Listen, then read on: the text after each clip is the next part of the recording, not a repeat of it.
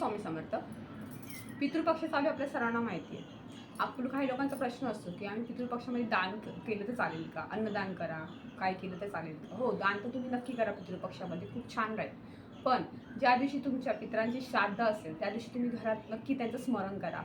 त्यांच्या नावाने तुम्ही एखाद्या दोन व्यक्तींना जेवायला घाला. शक्य असेल तर तुम्ही 10-12 माणसांना घातलं चालेल, पण आता कोणी कोणाकडे जात नाही, त्यामुळे एखाद्या व्यक्ती तरी नक्की जेवायला घाला. सोबत त्यांच्या नावाने तर्पणही करा. हे कारण की सूक्ष्म रूपाने आपल्या घरात त्या श्राद्धाच्या दिवशी ती व्यक्ती आपल्या घरात सूक्ष्म रूपाने वास करत असते आणि ती बघत असते की तुम्ही त्याची आठवण काढताय का, की तिच्यासाठी तुम्ही काय करताय.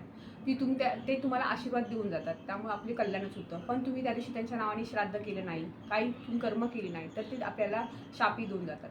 त्यामुळे ज्या दिवशी श्राद्ध असेल त्या दिवशी आपल्या पितरांच्या नावाने आपल्या घरात त्यांची आठवण काढून त्यांच्या स्मरणार्थ एखाद्या व्यक्तीला जेवायला घालता, निवेद्य वगैरे दाखवा. या सर्व गोष्टी तुम्ही नक्की करा.